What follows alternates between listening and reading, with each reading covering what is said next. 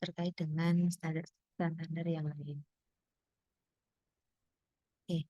Dan ini juga berdasarkan dari Undang-Undang atau Kebijakan yaitu Permenkes Nomor 66 Tahun 2016 tentang K3RS yang menjadi dasar kebijakan dari penerapan K3 di pelayanan kesehatan ya, khususnya di rumah sakit.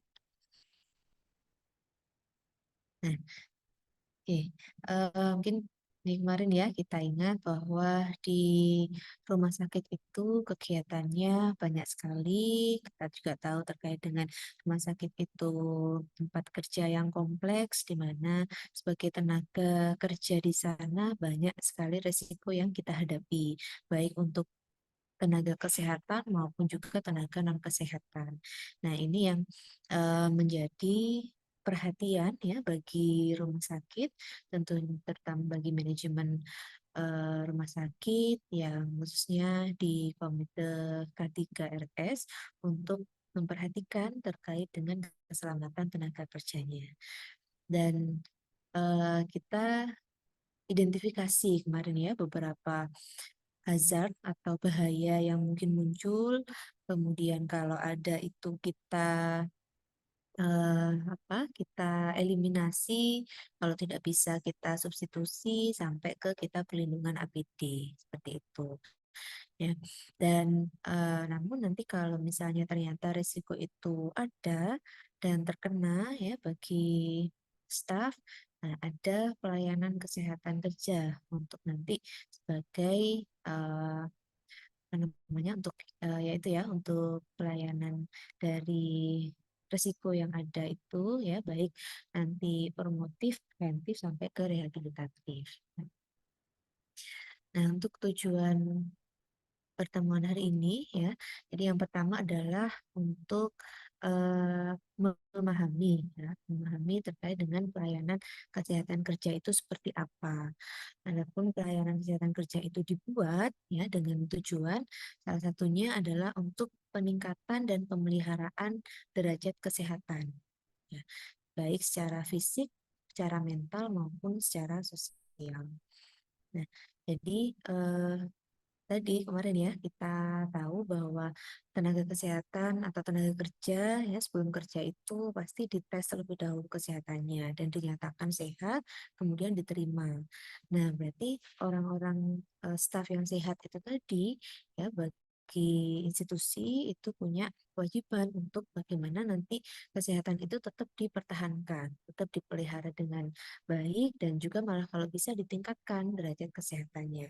Dan tentu tidak hanya fisik saja, mungkin kalau yang paling nampak fisik ya, artinya kalau sakit ya berarti menjadi badannya lemah, badannya panas, atau mungkin yang lain itu kelihatan. Tapi beberapa yang tidak nampak dan mungkin juga seringkali terabaikan, namun masuk juga dalam perhatian ini ya, yaitu kesehatan mental dan sosial. Nah, itu juga perlu untuk menjadi perhatian sehingga tidak hanya sehat fisik, tapi juga secara psikis itu tidak stres ya saat bekerja, tidak merasa terbebani karena beban kerja mungkin yang tinggi. Ya, kemudian juga bagaimana kesehatan sosial. Nah, kesehatan sosial itu yang bagaimana? Ya, seperti kalau kita eh, hubungan kerjanya ya bentuk berinteraksi dengan sesama rekan kerja baik dengan atasan, bawahan atau mungkin sesama rekan kerja itu bisa solid ya, bisa komunikasinya efektif, komunikasinya sehat, eh, mungkin ada konflik tapi konfliknya bisa dikelola dengan baik. Nah, itu yang dinamakan kesehatan sosial ya di dalam lingkungan kerja. Nah, selain itu tujuan dari pelayanan kesehatan kerja ini adalah juga pencegahan ya terhadap kesehatan pekerja, terhadap gangguan kesehatan pekerja. Ya, jadi preventif ya, preventif itu upaya preventif kita lakukan sehingga jangan sampai nanti ada resiko yang dihadapi, nah itu tidak ditangani, tidak dikelola dengan baik sehingga mengenai staf dan akhirnya stafnya menjadi sakit. Nah, itu yang menjadi salah satu juga tujuan dari pelayanan kesehatan kerja ini. Nah, selanjutnya perlindungan dari risiko ya akibat faktor yang merugikan. Ya, dengan Yang pertama tentu diidentifikasi ya seluruh risiko yang ada di rumah sakit itu apa saja. Nah, kemudian dari risiko-risiko itu dicari bagaimana cara pengelolaannya sehingga staf ini bisa terlindungi dari risiko yang ada. Meskipun mungkin risikonya tidak bisa dieliminasi ya, tapi bisa disubstitusi atau mungkin juga dengan APD yang tepat dan penggunaan juga yang taat sesuai juga sehingga bisa melindungi dari hal-hal yang merugikan atau yang tidak diinginkan. Nah, dan tujuan yang terakhir yaitu menempatkan pekerja itu disesuaikan dengan kondisi baik fisiologis maupun psikologisnya. Nah, jadi dari apa pekerja ya staf yang tenaga kerja yang masuk atau yang diterima, nah itu ditempatkan ya sesuai dengan skillnya, sesuai dengan passionnya mungkin ya, sehingga kalau di meskipun ini rumah sakit ya, rumah sakit kita tahu tempatnya tenaga kesehatan, tetapi di rumah sakit kan itu banyak ruang-ruang perawatan yang itu mungkin berbeda-beda, ada yang rawat jalan, ada yang rawat intensif ya, ada inap biasa, rawat inap pun juga berbeda-beda. Ada yang medik, ada yang bedah, kemudian ada yang untuk ruang anak, ruang maternitas. Nah, itu kan tentu memerlukan skill yang berbeda-beda. Nah, sehingga bagaimana kita juga menempatkan staff itu sesuai dengan skillnya. Sehingga ketika melakukan kerja, tentu kan biasanya melampirkan selain ijazah juga sertifikat-sertifikat pelatihan yang dimiliki itu apa.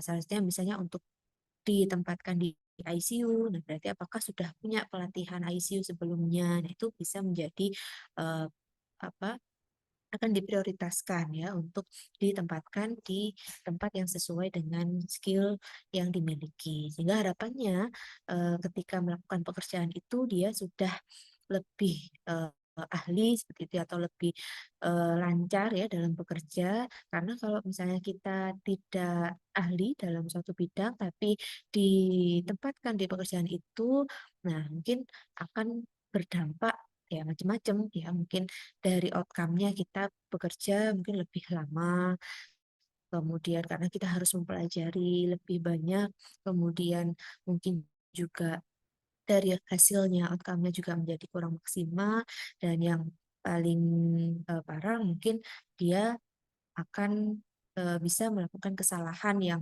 kesalahan itu karena kita di fasilitas kesehatan ya, kesalahan yang kita lakukan itu bisa berdampak mulai dari yang ringan sampai fatal ya, dan dampaknya bisa ke pasien maupun juga bisa ke diri kita sendiri atau ke tenaga kesehatan yang lain. Nah, itu yang kita tidak inginkan. Sehingga salah satunya juga bagaimana penempatan pekerja tadi sesuai dengan kondisi fisiologis dan psikologisnya seperti itu.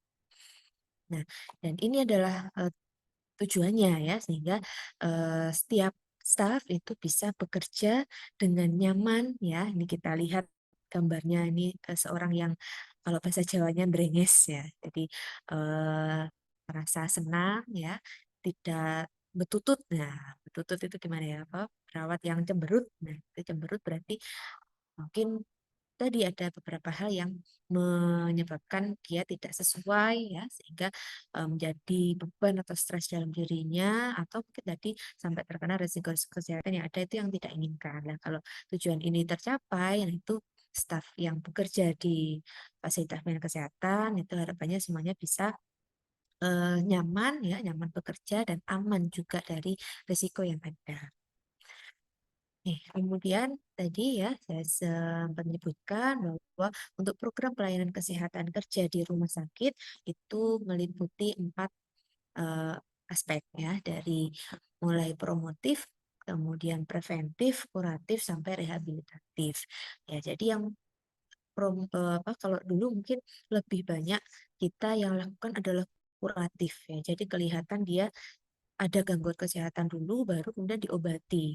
Nah, tapi padahal ketika seperti itu, bagaimana untuk dampaknya? Ya, tentu biayanya akan lebih banyak. Kemudian juga prognosisnya juga akan lebih tidak baik ya. Kalau misalnya kita sudah mengetahuinya di kondisi yang parah. Nah, sehingga saat ini harusnya sudah bergeser ya dari preventif dan juga promotif. Ya, jadi jangan sampai sakit dulu ini. Kita preventif, kita cegah. Ya, kalau misalnya sudah ada risiko-risiko, nah itu kita cegah bagaimana agar dia tidak sampai terjadi gangguan kesehatan atau tidak sampai terjadi kecelakaan kerja. Nah, yang lebih bagus lagi adalah kita upaya promotif ya. Jadi yang sudah sehat-sehat ini kita bisa pertahankan sampai kita tingkatkan kesehatannya. Itu yang lebih baik. Nah, tapi kalau misalnya itu promotif sudah, preventif juga sudah, tapi ternyata orang kita tidak tahu ya, misalnya terjadi kecelakaan yang tidak dikehendaki, ya kita teruskan ke kuratif. Dan untuk setelah penyembuhan, pengobatan terapi, tentu kan perlu juga untuk bagaimana proses kembali bekerja, ya, sehingga mungkin membutuhkan juga untuk tahap rehabilitatif ya, sehingga bisa direhabilitasi dari yang awalnya sakit tadi agar dia bisa sehat kembali dan kembali bekerja. Nah, itu fokus dalam program pelayanan kesehatan kerja ini. Nah, kita akan bahas satu persatu ya. Dari yang pertama adalah kegiatan promotif.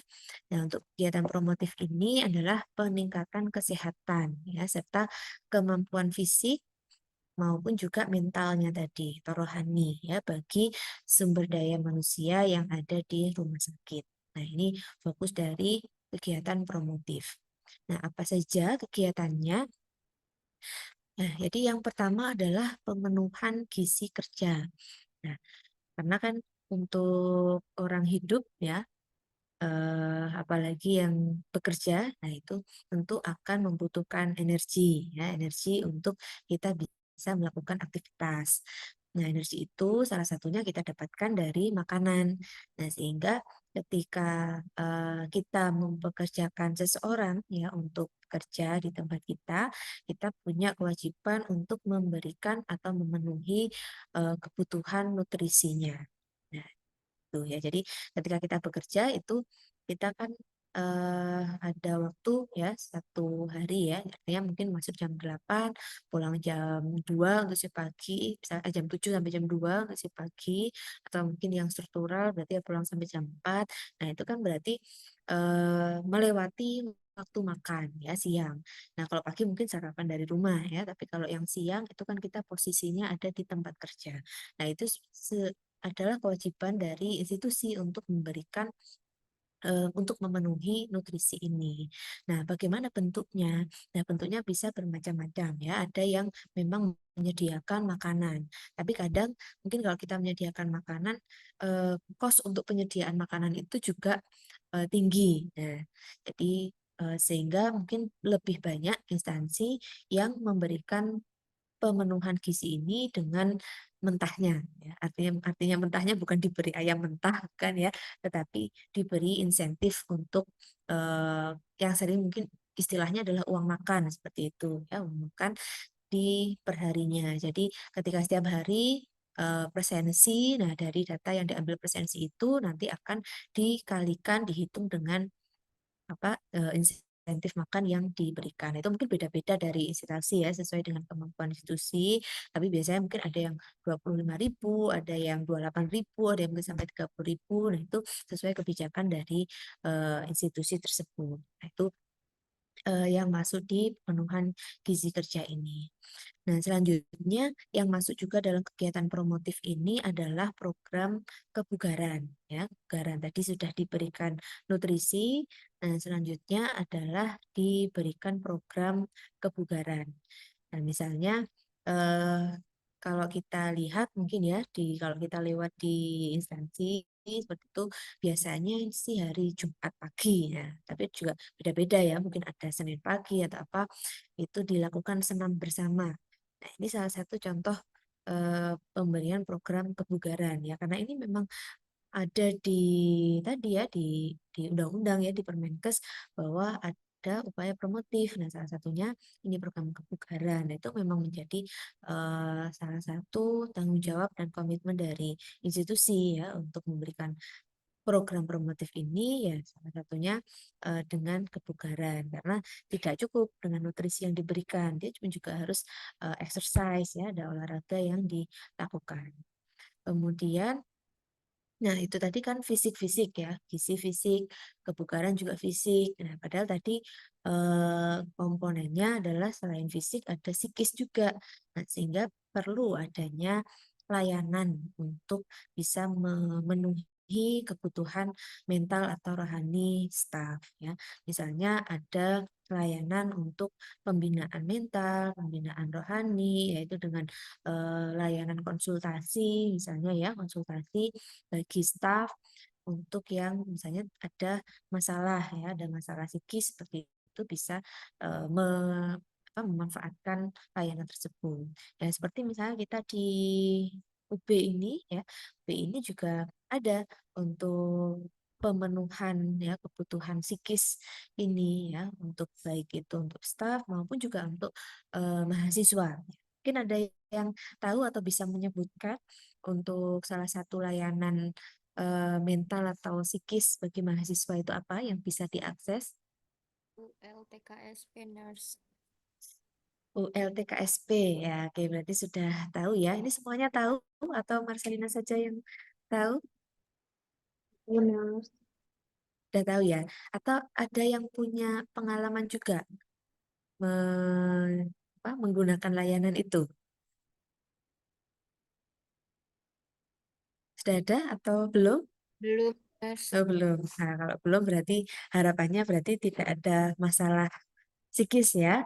Tapi jangan segan-segan, jangan ragu-ragu atau mungkin jangan malu ya. Kalau misalnya memang membutuhkan ya segera mengakses layanan itu ya karena itu memang sudah menjadi fasilitas ya fasilitas gratis tidak ada biayanya yang memang ditujukan untuk seluruh sivitas akademika khususnya di Fikes ini ya untuk bisa mengakses ULTKSP itu. Nah, itu untuk konsultasi ya, konsultasi kalau misalnya memang ada masalah psikis. Nah, tapi kalau mungkin konsultasi terkait dengan bidang akademik, nah itu semuanya kan juga punya dosen PA ya. Nah, itu juga salah satu layanan eh, layanan yang non fisik ini ya. Jadi bisa untuk konsultasi terkait dengan akademik, nah itu bisa ke PA. Tapi kalau misalkan ada terkait hubungannya dengan mental, nah itu bisa ke ULTKSP atau bisa ke dosen PA dulu juga boleh ya, dosen PA dulu, nanti baru nanti dari dosen PA dihubungkan ke ULTKSP atau langsung ke ULTKSP juga bisa ya. Nah, itu eh, contoh layanan untuk upaya promotifnya ya. Nah, terkait dengan yang pertama tadi, pemenuhan gizi kerja, yaitu juga termasuk kebutuhan ASI. Ya. Nah, itu yang seperti apa? Ya, jadi untuk pemenuhan gizi kerja, tadi salah satunya diberikan insentif uang makan, tapi juga di sini ada beberapa hal tambahan ya yang bisa diberikan. Salah satunya adalah pemberian makanan tambahan dengan gizi yang mencukupi atau yang disebut dengan extra fooding. Nah, ini extra fooding ini biasanya kalau di rumah sakit itu diberikan untuk yang dinas malam ya seperti itu. Nah, itu diberikan tambahan extra fooding ini ya karena memang tentu membutuhkan nutrisi yang lebih ya dibanding yang dinas siang atau dinas pagi ya karena malam yang harusnya istirahat tetapi apa kerja shift kemudian harus bekerja. Nah, itu ditambahkan extra fooding. Nah, extra fooding ini bisa juga tidak berupa makanan beras seperti itu ya, tapi mungkin bisa telur rebus ya atau susu. Nah, itu juga masuk di sini. Kemudian terkait dengan penyediaan makanan ya, penyediaan makanan di eh, apa di institusi tempat kerja. Salah satunya adalah kantin. Nah, kantin itu juga perlu untuk dikelola dan diperhatikan bagaimana kebersihannya, kemudian juga sanitasinya. Nah, itu diperhatikan sehingga tidak sampai nanti makanan yang disediakan di kantin itu ternyata mungkin kotor ya atau tidak higienis tadi untuk saluran pembuangannya, terus kemudian untuk mencuci bahan apa alat-alat makannya. Nah, itu yang akhirnya bisa berisiko. Nah, itu perlu untuk diawasi ya, diawasi, dinilai ya dan dijaga untuk kesehatan dan kebersihannya. Kemudian juga tidak hanya tempat kantinnya, tapi juga bagi pe, ininya apa penjualnya ya penjualnya itu juga diperiksa apakah dia sehat atau tidak ya. Karena kalau misalnya tidak sehat, apalagi mungkin kesehatannya penyakit menular, ya berarti tidak diizinkan untuk masuk dulu ya, atau mungkin diganti atau ditunggu sembuhnya seperti itu. Dan ini untuk penjamin makanan di rumah sakit, selain kantin juga tim dapur ya, tim dapur di rumah sakit ada ahli gizi juga ya yang menyediakan makanan bagi pasien ya, karena untuk pasien rawat inap di rumah sakit itu makanannya juga dipenuhi oleh rumah sakit ya, artinya terkait dengan penyakitnya. Nah, tentu kan ada beberapa penyakit yang untuk makanannya pun juga harus diatur ya, seperti DM, ginjal. Nah, itu diatur yang jenis apa, ya kemudian yang mungkin kalorinya berapa, yang rendah gula, rendah garam, atau butuh yang penyembuhan, berarti yang butuh yang tinggi kalori, tinggi protein. Nah, itu sehingga disediakan oleh rumah sakit. Nah, orang-orang yang ada di dapur itu yang menjamah makanan itu juga perlu untuk diperiksa kesehatannya dan kebersihannya, termasuk penyediaan APD juga bagi mereka ya. Kemudian pemantauan status gizi bagi pekerja itu juga perlu untuk dilakukan, dan juga sampai ke konseling gizi ya, misalnya konsul ini apa mungkin terkait dengan ada yang obesitas, ada yang mungkin yang terlalu kurus, bisa konsultasi gizi, atau mungkin ada memang penyakit bawaan ya, itu juga bisa masuk ikut ke konseling gizi ini. Kemudian juga sebaiknya di institusi itu ada tempat penitipan anak ya, karena memang pekerja ini kan tidak hanya laki-laki ya, tapi juga perempuan. Apalagi perawat ini yang mayoritas mungkin adalah perempuan ya, lebih banyak yang tentunya dia peran sebagai staf tenaga kerja, juga dia di rumah sebagai ibu ya, yang ibu hamil, melahirkan ya, punya anak kecil yang kalau dia ditinggal kerja ya tentu kan harus ada yang menjaga anaknya ini ya. Kalau di rumah mungkin dekat sama rumah orang tuanya, atau orang tuanya satu rumah dengan dia, bisa membantu merawat anak tadi ya, tetapi ada juga kan yang perantauan seperti itu, yang jauh dari keluarganya, dia mendekati tempat kerjanya, di rumah nggak ada yang jaga. Nah, ini kan berarti butuh untuk tempat penitipan ya, sehingga ini nanti sebagai salah satu bentuk ini penyediaan itu. Nah, mungkin kalau tempat penitipan nanti tergantung dari kemampuan institusinya ya, apakah memang bisa menyediakan secara gratis atau berbayar. Nah, itu tidak masalah ya, artinya seperti di UB ini juga ada tempat penitipan anak ya, mungkin kalau kalian tahu ada yang di veteran itu yang dekatnya BSS itu ya. Nah, itu juga sebagai salah satu tempat penitipan anak, tapi berbayar ya. Tapi mungkin nanti ada privilege ya untuk yang staf UB, mungkin nanti harganya berbeda dengan yang umum. Nah, itu bisa sesuai dengan kebijakan institusi masing-masing. Kemudian terkait tadi, selain penitipan anak, apalagi yang bayi, berarti kan butuh untuk ASI, pemberian ASI.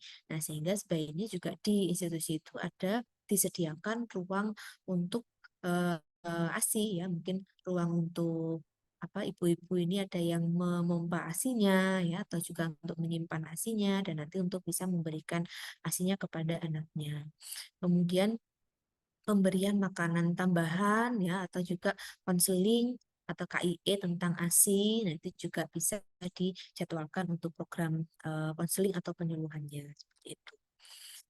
Nah, itu tadi untuk yang promotif ya.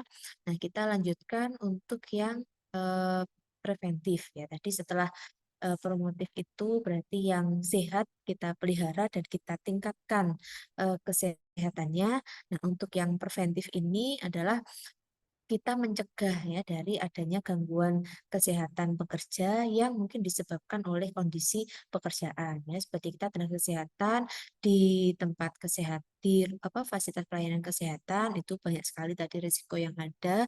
Nah, itu kita cegah jangan sampai terkena risiko kesehatan tadi, atau juga jangan sampai nanti jatuh sakit sampai mungkin terjadinya kecelakaan kerja yang tidak dikehendaki.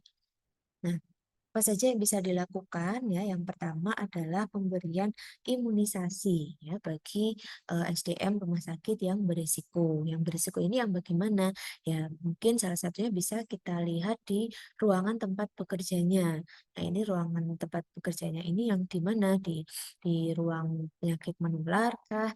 Ya, atau mungkin yang biasa, mungkin yang menular ini yang lebih mendapat perhatian ya untuk nanti sudah vaksin atau imunisasi atau belum. Nah, seperti contohnya vaksin hepatitis ya, vaksin hepatitis B. Nah, itu yang mungkin sebagai risiko ya kita merawat pasien yang kita mungkin tidak tahu pasien ini terkena hepatitis B atau enggak, misalnya yang bekerja di UGD ya, karena kan pasien baru masuk dengan mungkin keluhan yang berbeda dengan penyakitnya tadi. Dia datang dengan keluhan mungkin habis kecelakaan. Nah, habis kecelakaan kita fokus untuk mungkin menolong pertolongan pertamanya atau mungkin terjadi frakturnya dan seterusnya. Tapi ternyata dia datang dengan hepatitis B positif. Nah, itu kadang tidak tahu ya karena baru masuk dari UGD atau mungkin yang lebih parah lagi HIV. Nah, itu juga tidak tahu. Tapi kalau HIV sampai saat ini masih belum ada vaksinnya ya sehingga memang itu sehingga kita tidak bisa melindungi kita dari vaksin melalui vaksin ini, tapi ya berarti dengan APD ya yang kita gunakan. Nah, tapi untuk penyakit-penyakit yang memang sudah ada vaksinnya ya sebaiknya kita bisa melindungi diri dengan melakukan imunisasi itu. Ya, misalnya nanti pas kalian mau profesi, nah itu contohnya ya, pas mau profesi itu kan akan bertemu dengan pasien ya sehingga kita sebaiknya melindungi diri ya. Kita yang ada vaksinnya kita vaksin dulu. Nah, itu tadi yang hepatitis B, kemudian mungkin ada HPV.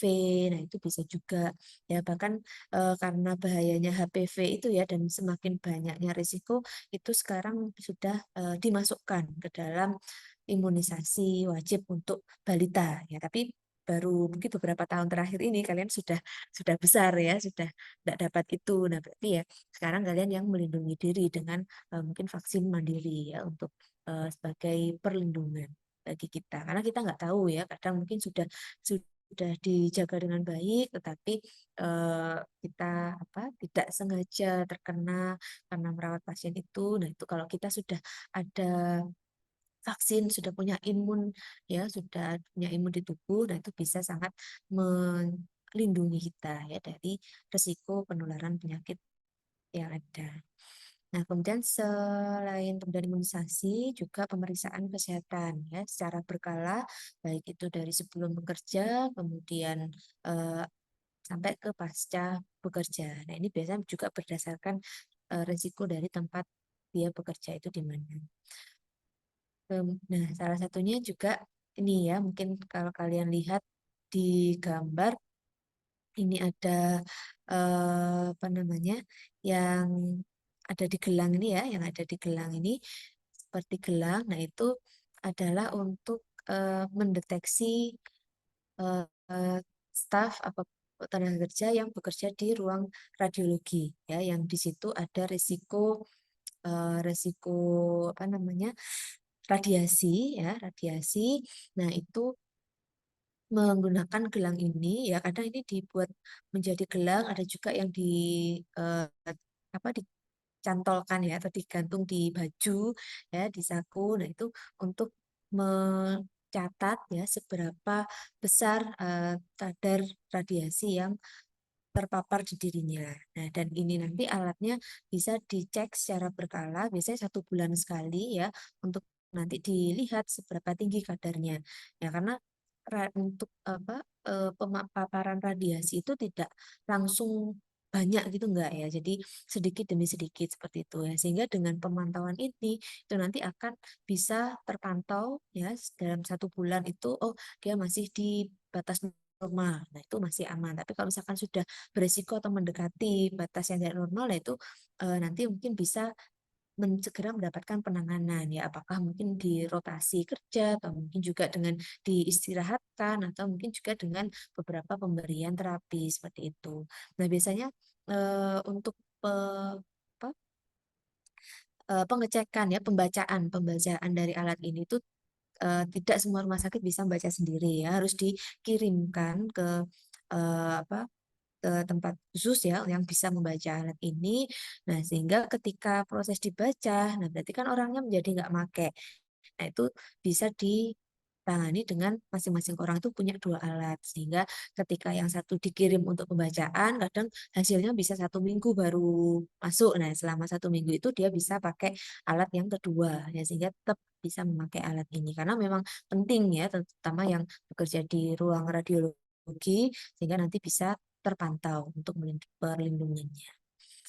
Nah, kemudian eh, surveillance medik ya itu untuk mensurvei apa adanya gangguan kesehatan yang mungkin selama ini dimiliki oleh staf. Nah, itu seberapa sering dia mungkin pemeriksaan kesehatan, seberapa sering dia sakit. Nah, itu bisa disurvei untuk nanti mengetahui seberapa populasi yang memang berisiko dan memerlukan penanganan. Atau juga surveillance lingkungan kerja ya, selain orangnya juga disurvei, juga lingkungan kerjanya dilakukan surveillance apakah ini tempatnya masih aman atau mungkin ada beberapa ruangan yang ada risiko bahayanya ya, dilihat mungkin dari adakah eh, peralatan yang rusak atau mungkin ada lantai yang tidak rata, licin, atau mungkin ada tingkat kebisingan yang tinggi, ya, tergantung dari hazard-hazard tadi ya, atau mungkin dari ventilasi dan seterusnya itu disurvei ya secara berkala untuk dipertahankan kesehatan dari lingkungan ya, dari ruangan, dari gedung yang ditempati oleh tenaga kerja itu sendiri. Kemudian untuk langkah pemeriksaan kesehatan yang berkala itu tadi biasanya dilakukan berdasarkan risiko pekerjaannya ya, meliputi yang pertama mengidentifikasi dan memetakan populasi berisiko.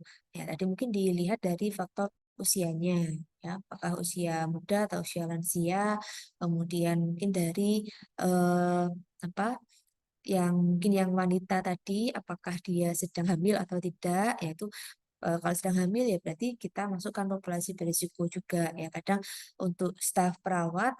Nah, ini di data kalau misalnya memang sedang hamil, nah itu bisa dilaporkan untuk nanti mungkin dari shiftnya tidak di shiftkan malam ya, tapi mungkin pagi atau kalau tambahan pagi dan sore seperti itu untuk nanti eh, karena masuk ke dalam golongan populasi berisiko ini. Atau mungkin yang dia biasanya bekerja di tempat yang berisiko ya, di tempat isolasi penyakit menular ya, atau mungkin di UGD.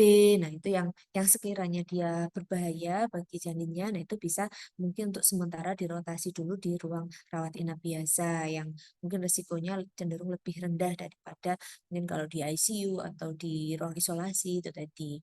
Tapi nanti setelah melahirkan, kemudian dia sudah sehat kembali, sudah masuk kembali, nah itu mungkin bisa kembali ke tempat asalnya bekerja. Kemudian menentukan jenis pemeriksaan kesehatan ya sesuai dengan risiko yang ada. Kemudian dilakukan pemeriksaan kesehatan, ditentukan kelaikan bekerja itu tadi ya, ketika menempatkan seseorang itu sesuai dengan kondisi fisik maupun psikisnya dan juga sesuai dengan keahliannya tadi. Kemudian menganalisis hasil pemeriksaan untuk nanti bisa direkomendasikan program kesehatan kerjanya seperti apa yang sesuai dan mungkin perbaikan dari lingkungan kerja. Untuk yang surveillance medik ya itu tadi adalah bagaimana kita menganalisis hasil pemeriksaan kesehatan mulai dari sebelum bekerja, pemeriksaan berkala, pemeriksaan khusus ya, atau mungkin dari data rawat jalan, data rawat inap dari seluruh SDM rumah sakit itu disurvei ya. Jadi kadang kan biasanya diberikan fasilitas ya untuk SDM ini kalau misalnya ada gangguan kesehatan itu bisa periksa atau mungkin juga dirawat di rumah sakit itu dengan gratis ya, atau sesuai kemampuan dari institusi ya, bisa gratis atau mungkin dibayar 50% seperti itu ya. Sehingga kan dia cenderung untuk melakukan pemeriksaan kesehatan sampai ke mungkin perawatannya di rumah sakit itu. Sehingga nanti akan juga mempermudah dari survei ini tadi ya, karena datanya juga masuk sehingga nanti akan mudah untuk dicek, oh perawat ini dia dalam 1 bulan ini berapa kali dia melakukan pemeriksaan kesehatan atau berapa kali dia mungkin masuk ruang rawat inap karena harus butuh di MRS ya atau opname. Nah, itu sebagai data di survei medik ini. Sehingga nanti hasilnya bisa dianalisis dan diberikan sebagai rekomendasi dan tindak lanjut. Untuk survei lingkungan ya tadi seperti yang saya sebutkan menilai, menganalisis dan juga mengevaluasi dari pengukuran lingkungan kerja ya dari hazard-hazard yang ada ya, hazard fisik, hazard kimia atau mungkin hazard listrik, hazard radiasi. Nah, itu semuanya dinilai, dianalisis dan juga dievaluasi sehingga nanti juga hasilnya bisa sebagai rekomendasi ya apakah memang ada perlu perbaikan atau mungkin perlu renovasi dan seterusnya itu bisa sebagai hasil dari surveiling lingkungan kerja ini. Oke, itu untuk yang kedua tadi ya, preventif. Nah, selanjutnya adalah yang kegiatan kuratif. Nah, tadi memang kita upayakan yang promotif sama preventif, yaitu yang kita gencarkan sehingga harapannya tenaga kerja ini tidak sampai jatuh sakit. Ya, sudah tertangani di fase promotif sampai ke preventif ya, sehingga tidak sampai jatuh sakit itu yang diharapkan. Tetapi kalau misalnya memang itu sudah dilalui dan kok ternyata masih ada yang sakit ya, entah itu sakit karena penyakit akibat kerja atau mungkin karena kecelakaan akibat kerja itu tadi, nah itu tetap diberikan pelayanan melalui kegiatan kuratif ini ya. Jadi dengan memberikan pengobatan dan juga perawatan bagi SDM rumah sakit yang sakit. Nah, meliputi apa saja? Nah, yang pertama adalah memberikan pengobatan dan perawatan ya bagi SDM rumah sakit yang menderita sakit, kemudian dengan awalnya adalah dilakukan diagnosis ya, dilakukan diagnosis apakah ini memang masuk ke dalam penyakit akibat kerja atau bukan ya. Ya, penyakit akibat kerja ya ini berarti ya penyakit yang disebabkan oleh penyebab yang memang spesifik dan berhubungan kuat dengan pekerjaannya. Ya, kalau misalnya memang sakitnya karena dia bawaan ya atau mungkin memang ada kelainan sebelumnya atau sakit lain yang tidak ada hubungannya dengan pekerjaannya ya, misalnya apa diabetes ya seperti itu kan dia sebagai perawat di situ dia bekerja tapi dia terkena diabetes ya kan tidak ada hubungannya ya korelasi antara pekerjaannya dengan penyakit yang dideritanya. Nah, itu berarti bukan masuk ke PAK ini. Berarti dia mendapatkan perawatan tapi tidak dimasukkan ke pelayanan kesehatan kerja ini. Tapi yang masuk ke PAK ini apa saja ya misalnya yang low back pain ya, yang MSD musculoskeletal disorder yaitu karena sang bekerja lama posisi duduknya yang tidak sesuai ya atau mungkin dermatitis ya bagi pekerja yang ada di bagian laundry seperti itu. Nah, itu yang ini yang ada asosiasi yang kuat dengan pekerjaannya itu yang dimasukkan ke PAK. Kemudian KAK. Nah, kalau KAK ini berarti kecelakaan akibat kerja yang memang namanya kecelakaan itu kan berarti tidak disengaja ya, artinya tidak terduga, tidak dikehendaki ya, tapi dia terjadi di tempat kerja ya atau ada hubungannya dengan pekerjaan ya. Misalnya dia pas ngangkat pasien kemudian terpeleset atau mungkin dia kejatuhan plafon misalnya ya pas jalan karena kita nggak tahu ya kadang mungkin apa sudah di maintenance ya terlihat bagus tapi ternyata pas ada apa dia tikus di atas misalnya. Nah, kemudian menggigit itu yang tidak terpantau kemudian jatuh. Nah, itu bisa juga terjadi ya sehingga menyebabkan eh, sakit, kecacatan atau mungkin yang paling parah ya kematian. Nah, itu apa ya bisa juga menyebabkan kerugian atau kerusakan properti yaitu yang hal-hal seperti itu yang masuk ke dalam kecelakaan akibat kerja. Artinya bukan yang penyakit akibat kerja tadi. Nah, penanganannya seperti apa ya? Untuk hal ini ada yang disebut dengan P3. Ya, mungkin kalau P3K beda ya, P3K pertolongan pertama dengan kecelakaan, tapi kalau yang ini adalah P3, penanganan pasca pemajanan ya, atau setelah terpajan apa mungkin habis tertusuk jarum misalnya ya, tertusuk jarum atau mungkin pas ada tindakan ke pasien kemudian pasiennya batuk terus terpercik droplet ke wajah kita pas kita nggak pakai masker misalnya. Nah itu contohnya. Nah ini perlu pengelolaan yang cermat, tepat dan juga efektif. Nah atau juga bisa infeksi melalui darah tadi ya, karena mungkin tertusuk jarum atau pas kita pemasangan infus atau mungkin pas ambil darah. Nah, itu bisa menyebabkan tertular penyakit-penyakit menular yang cara penularannya disebabkan melalui darah. Ya, ini yang paling berbahaya mungkin kita sudah kenal ya, HIV ya, atau mungkin juga hepatitis ya. Nah, ini eh, patogen yang berpotensi paling berbahaya dan penyebab utama kecemasan bagi petugas kesehatan di seluruh dunia. Karena apalagi yang HIV tadi ya belum ada vaksinnya ya, dan juga belum ada obatnya. Artinya obat yang memang untuk menyembuhkan ya. Sekarang memang ada obat HIV, tetapi obat itu adalah untuk mencegah replikasi virus yang lebih besar, ya, artinya untuk mempertahankan kondisinya saat ini, tapi bukan untuk membunuh eh, apa virusnya ini belum bisa ya, sehingga masih hal yang paling sangat ditakuti. Nah, kalau yang hepatitis B mungkin belum ada obatnya, tapi sudah ada vaksinnya. Itu yang eh, sedikit lebih tenang ya, tetapi tetap menjadi kewaspadaan kita, jangan sampai nanti terkena ya, karena tentunya sangat merugikan. Nah, untuk tata laksana ini ya, tujuan utamanya adalah mengurangi waktu kontak dengan darah atau cairan tubuh atau jaringan ya dari sumber pajanan tadi dengan kita ya. Nah, jadi artinya misalnya tadi kita terpercik ya, terpercik apa droplet ya atau tertusuk jarum. Nah, itu kita kurangi waktu kontak dengan darah kita itu secepat mungkin.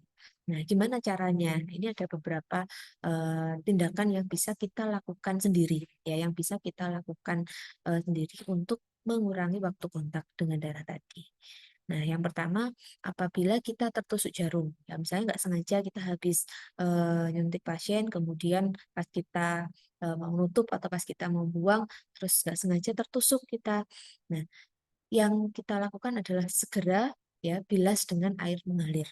Ya, jangan panik ya, artinya jangan panik terlebih dahulu. Kadang ada juga yang karena bingung, panik, terus akhirnya menangis ya, tetapi di tempat ya nggak berbuat apa-apa, di tempat menangis ketakutan.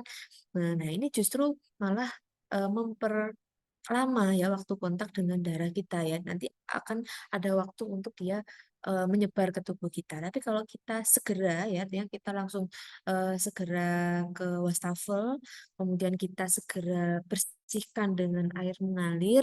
Nah, itu bisa jadi virus atau bakteri yang ada itu tidak sampai masuk ke tubuh kita.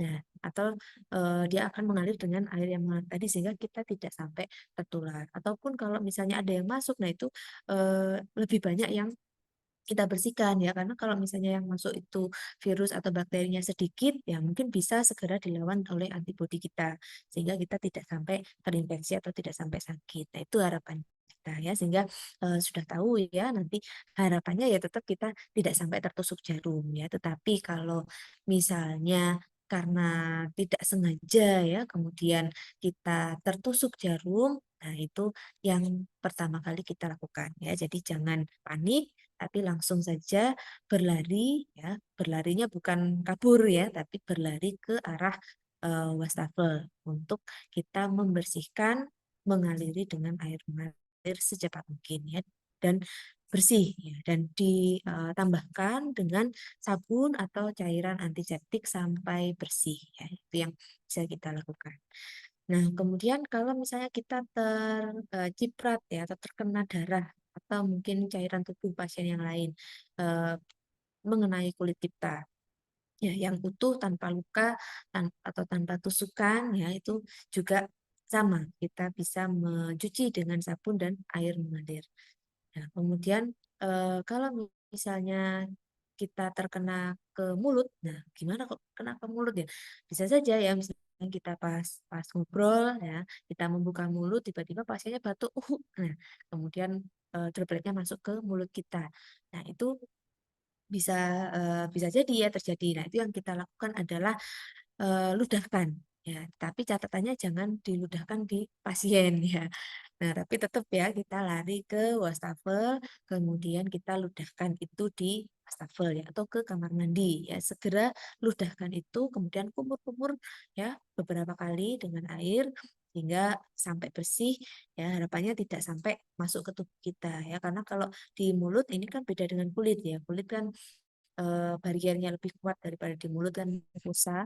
Nah, itu mungkin penyerapannya akan lebih cepat ya daripada di kulit. Nah, itu sehingga kita segera kumur dan bersihkan ya dengan air sehingga tidak sampai masuk ke tubuh kita.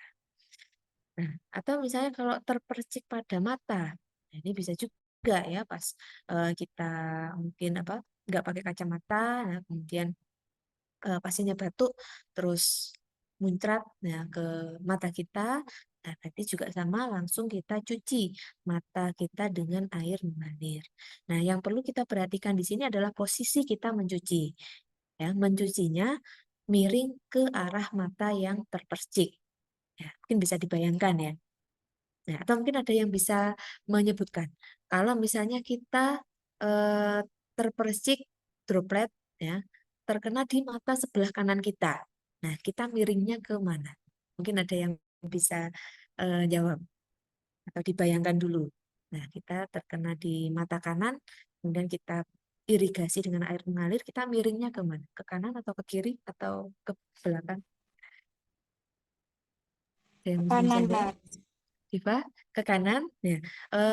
Rasionalnya gimana? Bisa dijelaskan mungkin, Diva?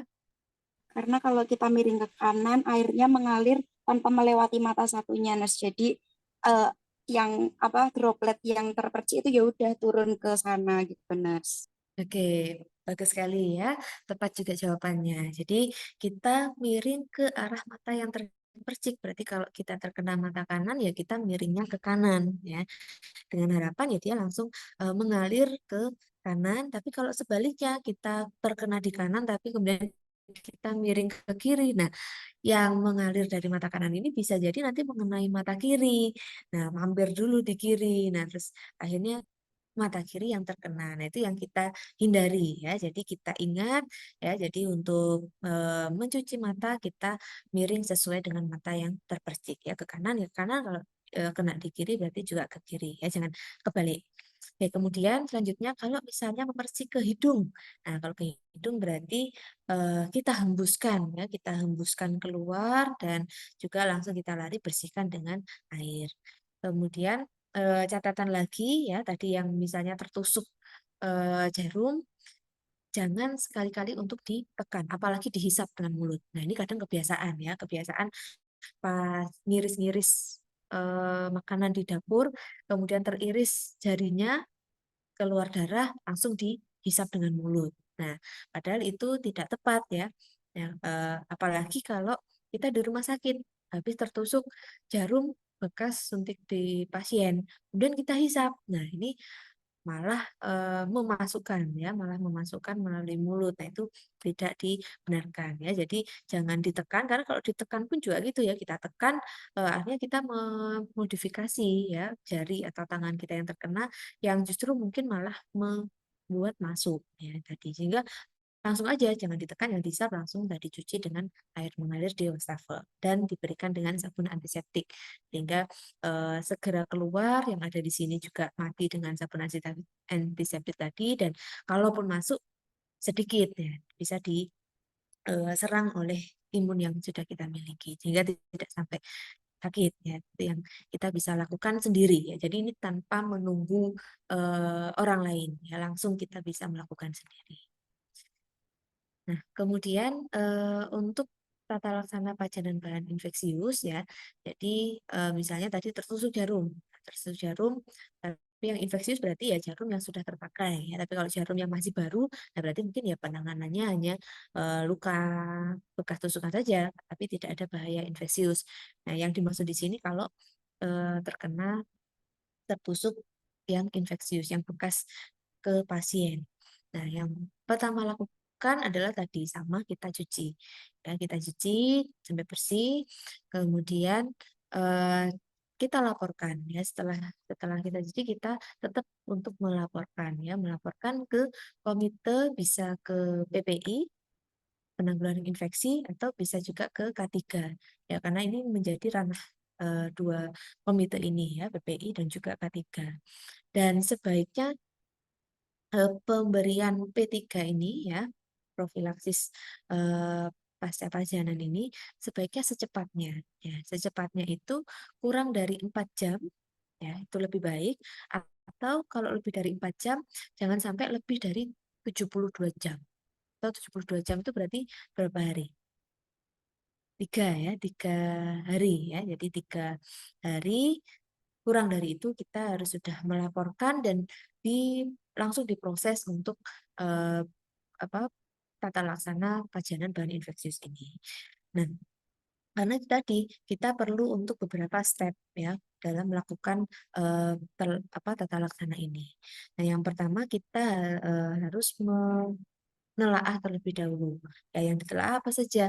Ya, dari pajanannya. Ya, ini pajanannya ini seperti apa? Apakah tertusuk jarum atau mungkin terkena surgical blade atau mungkin dia yang lainnya. Nah, itu seperti apa? Kemudian bahan pajanannya itu apa? Apakah tadi bekas di pasien atau mungkin bahan apa terkena percikan darah atau mungkin droplet tadi yaitu kita telaah.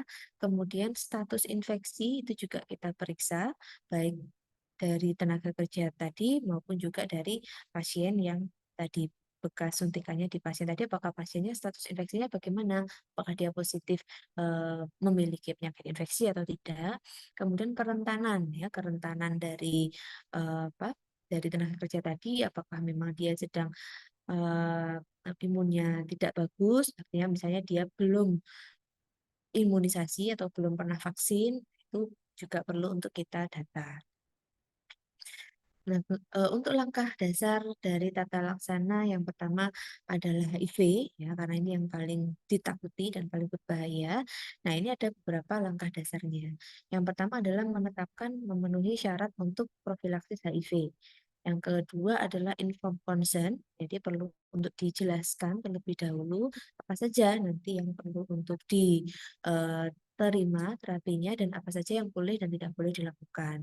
Kemudian melakukan tes HIV terlebih dahulu, kemudian kalau misalnya memang sudah memenuhi syarat akan diberikan obat-obatan untuk profilaksis HIV, kemudian tes laboratorium lagi untuk evaluasi, kemudian juga dicatat ya dan dijamin juga pencatatannya tadi untuk menjaga privasinya dan juga memberikan follow up dan dukungan ya bagi staf yang terpajan HIV ini tadi. Nah, yang pertama untuk menetapkan apakah ini memenuhi syarat untuk profilaksis HIV atau tidak, yang pertama adalah waktu terpajannya. Ya. Jadi waktu terpajannya ini kapan? Nah, itu harus dicatat ya, dicatat seakurat mungkin ya, jam berapa, tanggal berapa. Nah, itu dicatat karena tadi untuk pemberian yang efektif ya tadi adalah sampai 72 hari. Karena kalau sudah ternyata dia baru lapor setelah hari keempat, nah berarti sudah melewati masa efektif ini tadi ya, sehingga nanti tentu penanganannya akan berbeda. Nah, kemudian yang kedua adalah status HIV orang yang terpajan.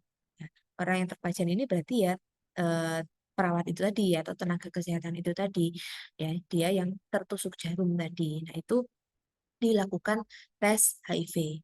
Nah, itu nanti hasilnya bisa positif atau bisa negatif. Nah, kalau misalnya hasilnya positif, nah berarti apakah dilanjutkan untuk diberikan profilaksis HIV atau tidak? Mungkin ada yang bisa menjawab. Misalnya ada perawat tertusuk jarum, kemudian dia lapor Setelah lapor dilakukan pemeriksaan HIV, dites, nah dia hasilnya positif. Nah, berarti dia diberikan profilaksis HIV atau tidak, atau masuk syarat profilaksis HIV atau tidak.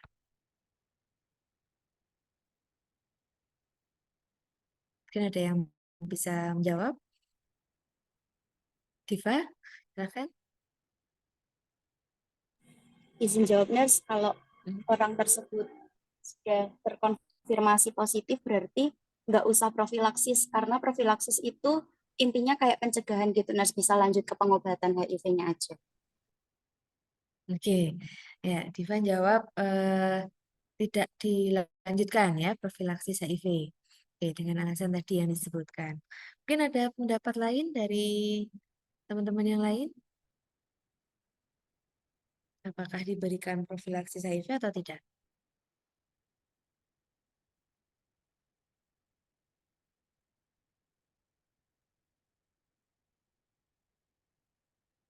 Atau boleh jawab melalui chat? Atau mau on mic, silakan.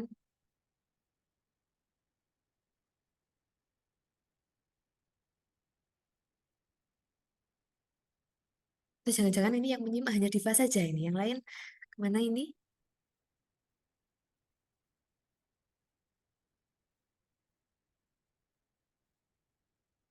Ada lagi?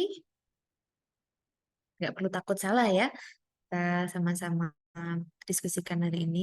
Karena kalau sudah betul semua ya berarti nggak usah ikut kuliahnya ya. Oke, silakan.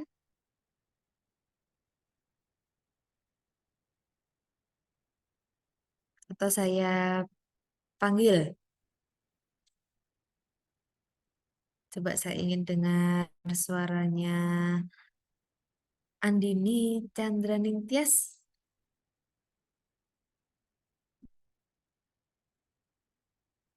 Bisa on mic dan menjawab. Iya, nurse, mohon Mm-mm. maaf. Tadi ininya putus-putus, soalnya lagi hujan. Hmm, Oke, dijawab ya. Tadi kalau perawat dia tertusuk jarum, kemudian dites HIV, dia positif, berarti diberikan profilaksis HIV atau tidak?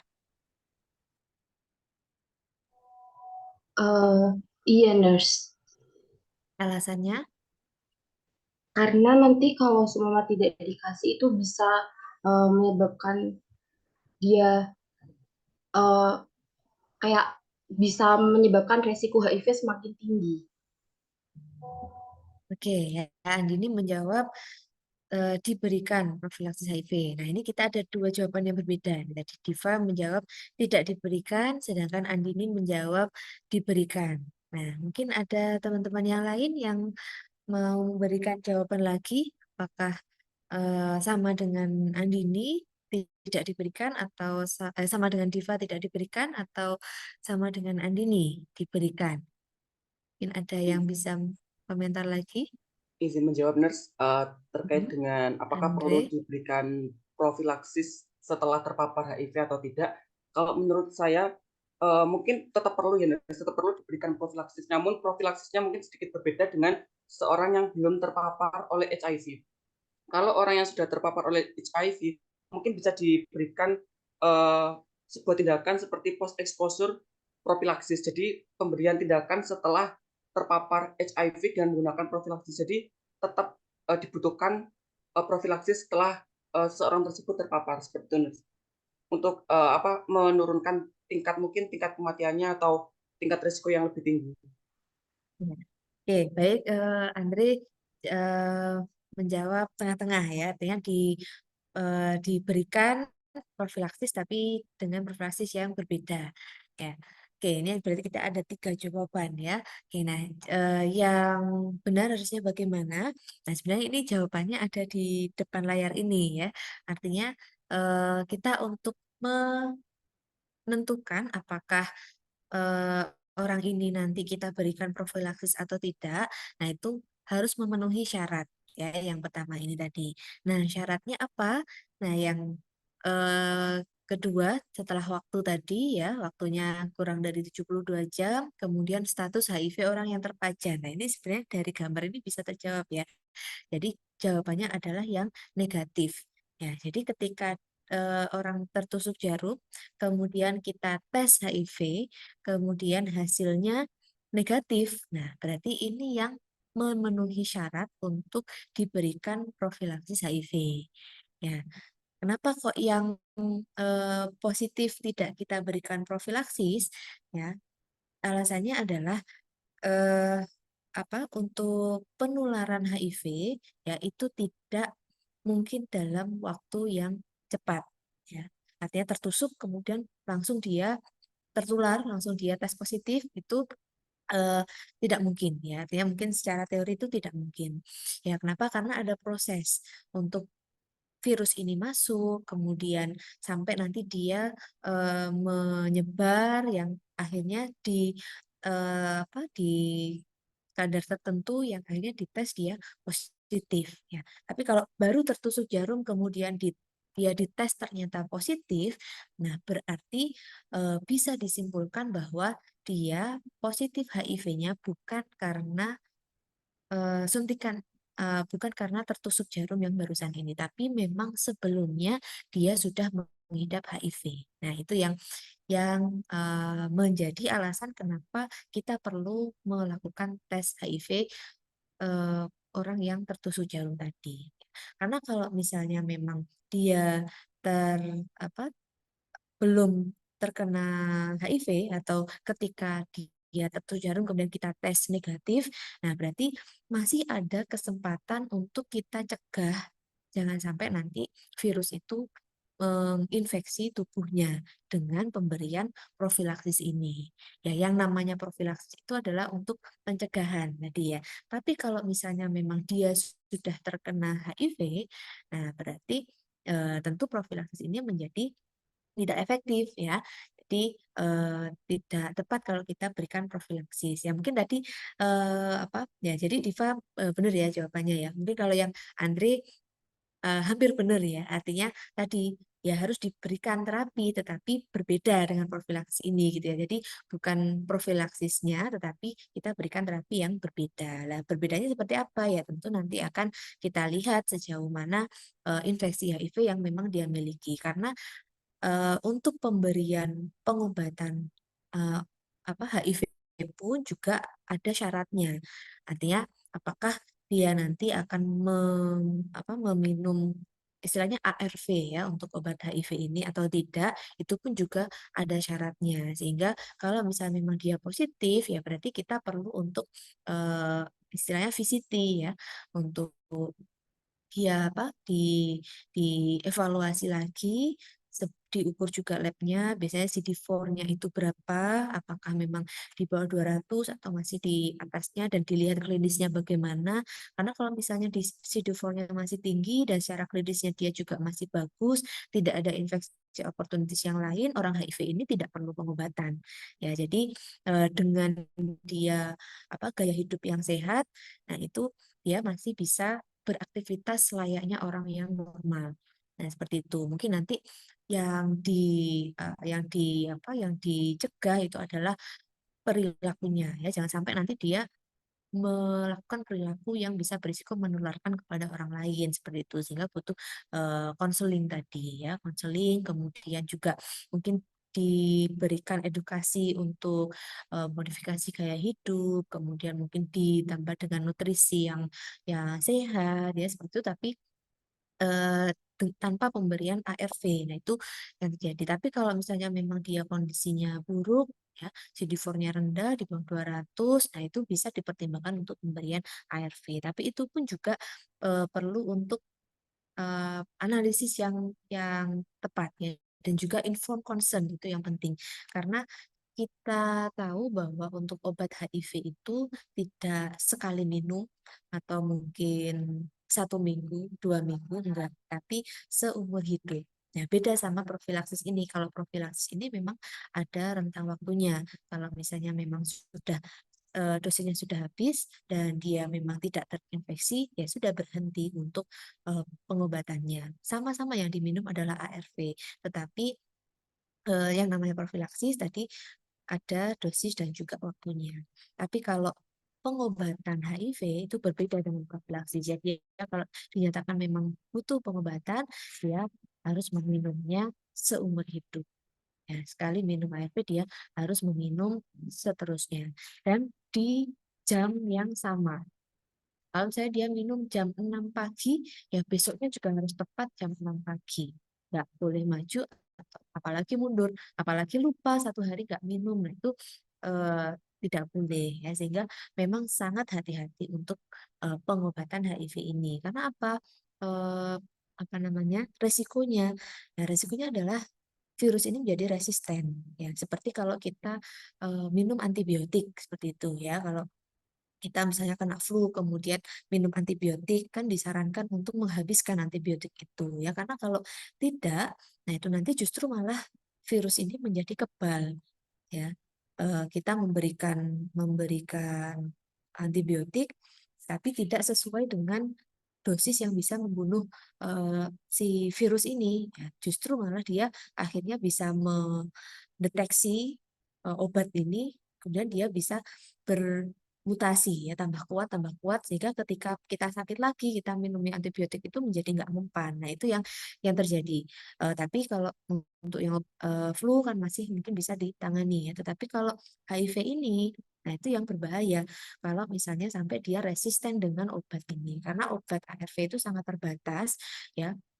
Misalnya memang ada beberapa ya, tapi dia sebagai kombinasi, dan itu ada istilahnya tuh lini 1, ada lini 2. Nah, lini 1 itu yang diberikan pertama. Nah, kalau misalnya ada ketidakpatuhan atau apa itu tadi, nah itu dan sampai menyebabkan dia resisten dengan obat lini 1 tadi, maka kesempatannya adalah diberikan lini 2. Tapi kalau sampai diberikan lini 2 terus dia masih nggak taat lagi, terus menyebabkan resisten lagi, ya sudah tidak ada obatnya lagi ya, tidak bisa memberikan obat lagi karena memang sudah resisten. Dan bahayanya lagi adalah apalagi kalau perilaku berisikonya tidak dihentikan, dia menularkan ke orang lain. Nah, orang lain tadi sudah langsung menerima virus yang sudah resisten dengan ARV. Nah, itu yang sangat berbahaya ya, sehingga kenapa pengobatan ARV ini juga tidak sembarangan. Itu tadi yang kalau misalnya memang dia klinisnya masih bagus, labnya juga masih bagus, memang pilihannya dia tidak diberikan obat. Karena itu tadi namanya orang minum obat itu pasti ada rasa bosannya, ada mungkin orang itu tadi akhirnya mungkin malas tidak minum dan seterusnya, yang dia harus minum itu sampai seumur hidup. Sehingga kalau misalnya memang dia kondisinya masih bagus, ya enggak diberikan obat memang. Alasannya itu ya, karena takutnya nanti pas diberi, padahal enggak apa, artinya belum butuh obat itu, karena obatnya tadi sekali lagi bukan untuk menyembuhkan, tetapi untuk mempertahankan ya, artinya mencegah virus itu berkembang lebih cepat. Nah, sehingga tidak ada indikasi untuk memberikannya terlalu awal. Ya, sehingga memang kalau dia kondisinya membutuhkan, nah baru dipertimbangkan untuk diberikan obat. Tetapi itu tadi informed consent, counseling itu benar-benar dikuatkan agar dia tidak sampai putus obat ya, atau tidak disiplin dalam minum obat yang resikonya bisa menyebabkan resisten tadi ya. Jadi itu untuk pemberian obat ARV bagi HIV ini ya. Nah, untuk yang profilaksis, nah itu beda ya. Jadi untuk pencegahan, sehingga memang berhenti kalau misalnya dia tidak terinfeksi HIV dengan pemberian profilaksis yang akhirnya tidak sampai menginfeksi ya. Makanya kita cari yang memang dia negatif, yaitu baru kita berikan profilaksis ini. Ya, semoga bisa jelas ya untuk alasan kenapa salah satu syaratnya adalah apa yang terkena ini dia statusnya harus negatif. Oke. Kemudian yang ketiga adalah jenis dan resiko pajanan. Ya, jenisnya apa? Nah, kalau misalnya yang tadi memang terjadi kontak ya dengan darah, ya, karena itu yang menjadi cara penularan HIV.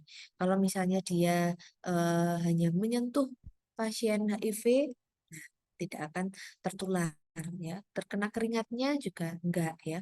Nah, karena perlu yang memang konsentrasi virusnya itu tinggi ya, kadar virusnya itu tinggi, yaitu melalui darah atau dengan cairan yang berhubungan seksual ya seperti itu juga bisa lebih berisiko. Tapi kalau sekedar bersentuhan, kemudian mungkin berganti apa alat makan, nah itu tidak menularkan ya, sehingga itu dilihat lagi ini apakah memang ada terkena darah atau tidak, itu juga kita lihat di sini. Kemudian yang syarat terakhir adalah status dari pasiennya, ya status dari pasiennya. Kalau misalnya tadi tertusuk jarum perawatnya, nah perawatnya dites dia negatif, nah kita juga tes pasiennya. Ya, apakah pasiennya positif atau negatif. Kalau misalnya tertusuk jarum, tapi kemudian pasiennya negatif HIV, ya berarti aman, ya artinya tidak perlu profilaksis HIV ini karena tidak ada resiko penularan HIV di situ. Ya kecuali kalau misalnya pasiennya dites, kemudian hasilnya positif HIV, nah berarti ada resiko untuk tertular ya dari HIV yang diderita oleh pasien tersebut. Ya, jadi ini syarat untuk menentukan pemberian profilaksis HIV. Nah, selanjutnya kalau misalnya sudah memenuhi syarat ya, sudah memenuhi syarat, memang dia waktunya kurang dari 72 jam, kemudian dia negatif, kemudian dia ada pajanan darah, tertusuk jarum atau lainnya, kemudian pasiennya memang positif HIV. Nah, yang kita lakukan adalah pemberian informed consent. Nah, informed consent di sini adalah kita memberikan informasi ya tentang aspek spesifik dari profilaksis HIV ini ya pada saat melaporkan kejadian pajanan. Nah, apa saja? Yang pertama adalah pentingnya kepatuhan ya, kepatuhan untuk ya tadi meminum obat sesuai dengan dosis dan sesuai dengan waktunya. Kemudian dia juga patuh untuk nanti melakukan tes HIV lagi ya, karena perlu diulang. Mungkin saat ini negatif, tapi kemudian karena memang belum terinfeksi atau belum terdeteksi, tapi setelah 3 bulan kemudian atau mungkin 6 bulan kemudian, nah itu virusnya sudah menyebar, nah baru dia mungkin saja menjadi positif di bulan itu. Nah, sehingga memang perlu untuk tes secara berkala. Kemudian yang dijelaskan lagi adalah efek samping obat. Ya, obat ini karena memang obat keras ya, sehingga ada efek samping yang mungkin dialami oleh orang yang mengkonsumsi obat ini. Itu dijelaskan sehingga dia tidak bingung ya ketika pas dia minum, loh kok saya menjadi pusing, kok menjadi mual. Nah, itu kita jelaskan memang ini menjadi efeknya. Jangan sampai nanti karena merasakan efek sampingnya itu terus kemudian berhenti, nggak melanjutkan minum obatnya. Nah, itu yang tidak boleh. Kemudian yang perlu dijelaskan lagi juga adalah resiko penularan. Meskipun tadi dites negatif ya, tetapi kita masih belum tahu apakah memang dia tidak terinfeksi atau belum terinfeksi. Ya, artinya belum terdeteksi untuk infeksi tadi, tapi dia sudah berisiko untuk menularkan. Ya, karena sudah ada virus yang masuk di tubuhnya, sehingga kita jelaskan bahwa untuk tidak melakukan perilaku yang berisiko menularkan ya, seperti yang sudah menikah misalnya, ya berarti ya tidak boleh melakukan hubungan suami istri pada selama profilaksis ini sampai nanti memang dinyatakan dia negatif seperti itu. Kemudian ada persetujuan ya, ada persetujuan dari orang ini. Nah, persetujuannya ini minimal boleh secara verbal, ya artinya mengucapkan saya setuju. Nah, itu saja sudah boleh. Ya, artinya langsung kita berikan untuk profilaksis ini setelah tadi memenuhi syarat dan telah diberikan informed consent. Tapi kalau menolak, nah berarti kalau menolak harus secara tertulis. Ya, harus ditulis dan ditandatangani bahwa memang saya menolak untuk diberikan profilaksis ini dengan alasan apa. Nah, itu harus tertulis sehingga menjadi dasar atau bukti bahwa ini adalah kemauan dari orang tersebut untuk tidak mengkonsumsi ya obat ARV, yaitu tentu dengan segala risikonya harus sudah dijelaskan. Oke. Kemudian ini adalah panduannya ya untuk pemberian ARV pada profilaksis ya, profilaksis HIV. Nah, jadi ada perbedaan ya antara remaja, dewasa dengan anak-anak tentunya untuk pilihannya dan juga untuk dosisnya. Ya, ini hanya sebagai panduan saja ya, artinya kita tahu ya, tahu pilihannya, tetapi kita tidak boleh juga langsung menerapkan ini tanpa ada diagnosis dan juga resep ya, resep dari dokter ya, dan dokter pun juga yang khusus ya, artinya yang memang sudah berwenang atau sudah kompeten terkait pemberian ARV ini ya. Jadi tidak boleh kita langsung menentukan itu sendiri kemudian minum-minum sendiri ya, nggak boleh ya. Jadi tetap harus berdasarkan pemberian diagnosis yang tepat dan juga resep yang memang diberikan. Oke, kemudian ini juga panduannya ya. Tadi namanya singkatan-singkatan, nah ini kepanjangannya ya ada di sini dan dosisnya juga berbeda-beda tergantung dari jenisnya. Ya, tadi kombinasi yang ditentukan yang mana ya. Tentunya setelah pemeriksaan ini memang pasnya yang mana untuk diberikan. Dan waktu yang diberikan untuk profilaksis ini adalah selama 28 hari ya. 28 hari atau hampir 1 bulan ya, atau 4 minggu. 4 minggu itu adalah waktu untuk mengkonsumsi obat ARV sebagai profilaksis HIV. Nah, ini tadi efek samping ya yang dijelaskan. Jadi mungkin dia akan mual, mudah lelah. Nah, nanti selain diberikan obat ARV ini juga diberikan obat pendamping ya untuk mengatasi simptom dari efek samping yang mungkin dia alami ya.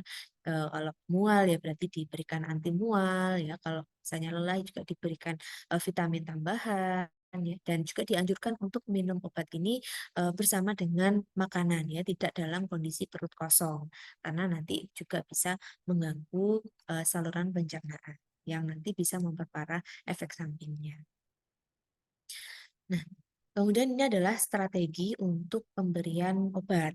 Yang pertama adalah diberikan dosis awal. Ya, jadi dosis awal ini diberikan secepat mungkin setelah pajanan. Ya, tapi tentu pajanan setelah tadi melewati proses telaah pajanan. Kemudian akses untuk suplai obat juga dipermudah, ya, tidak dipersulit. Kemudian diberikan paket awal profilaksis HIV. Nah, ini biasanya tersedia di UGD ya untuk obat profilaksis HIV yang berisi obat untuk beberapa hari pertama. Biasanya 1 minggu pertama atau untuk 7 hari ya. Jadi tidak langsung dibelikan untuk 28 hari tidak, tapi diberikan biasanya 1 minggu pertama seperti itu. Nah, kemudian juga diresepkan atas kondisi ya. Jadi orang tersebut harus kembali ke klinik ya dalam waktu 1 sampai 3 hari kemudian. Nah, apa yang dilakukan ya untuk menjalani penilaian risiko, kemudian untuk konseling, kemudian untuk tes HIV lagi ya, serta untuk memperoleh sisa obatnya. Nah, kenapa kok nggak langsung diberikan 28 hari secara langsung di hari pertama itu? Nah, ini salah satu strategi tadi agar untuk kita bisa memantau kepatuhan orang tersebut dalam meminum obat. Nah, karena kalau misalnya kita langsung berikan 28 hari, nah bisa jadi nanti misalnya dia setelah 7 hari dia henti obat, atau dalam 7 hari itu dia tidak taat jamnya, ya mungkin atau harinya ada yang terlewat. Nah, itu yang hanya sulit untuk kita pantau, sehingga kita sengaja untuk memberikannya itu eh, apa tidak langsung 28 hari, tetapi kita berikan untuk 7 hari pertama. Harapannya agar itu tadi kita bisa memantau sudah tepat enggak 7 hari ini. Ya, kalau misalkan ada terlewatnya, nah itu segera kita bisa memberikan konseling penguatan ya untuk ke 7 hari berikutnya. Dan juga memang untuk memberikan motivasi dia agar mau kembali ke klinik tadi ya untuk konseling dan untuk pemeriksaan risiko yang lainnya. Sehingga untuk pemantauan tadi terpantau.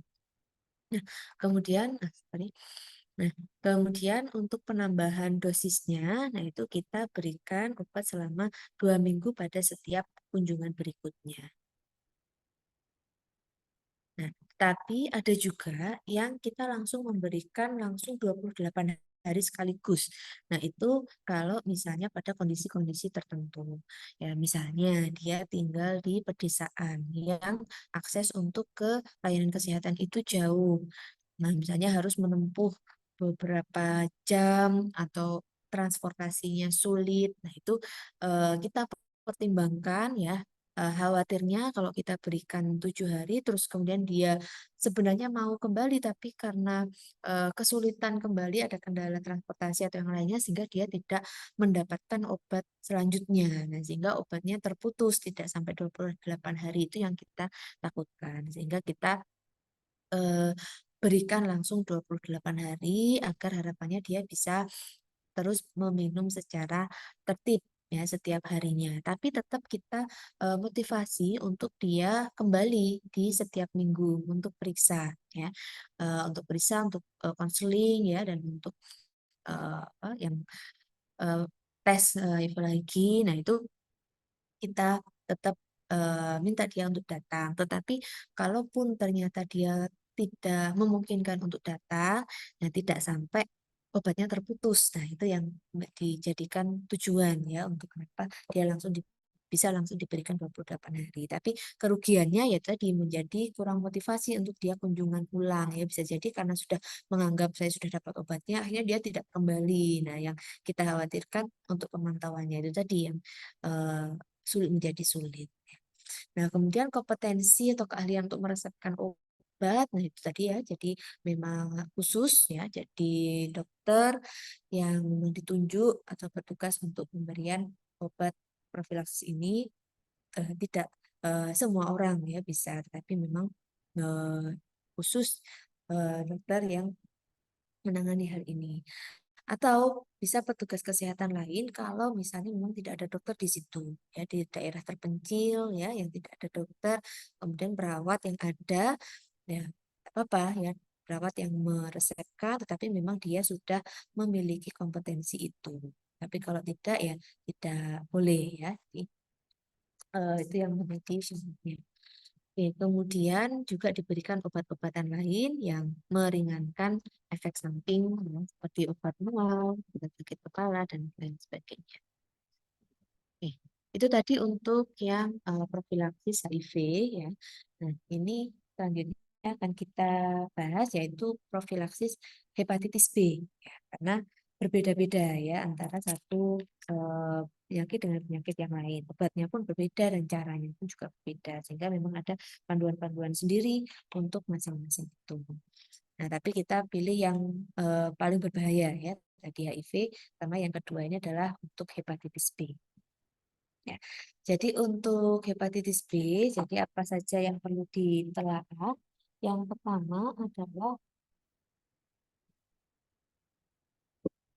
pertama adalah apakah orang tersebut sudah pernah mendapatkan vaksin hepatitis atau belum?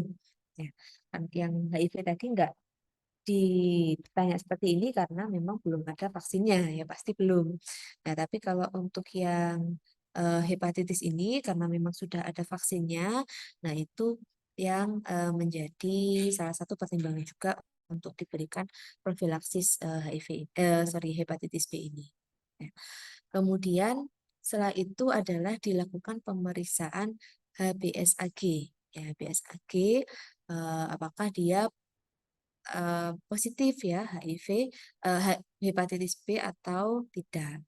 Kemudian dilakukan pemeriksaan anti HBsAg juga untuk mengecek apakah memang dia pernah mendapatkan vaksin atau belum. Ya, misalnya dia lupa sudah atau belum ya, nah itu tidak apa-apa, tetap kita bisa cek ya, kita bisa cek apakah memang ada anti HBs-nya di tubuhnya. Kalau misalnya memang tidak ada, ya berarti mungkin dia belum mendapatkan vaksin.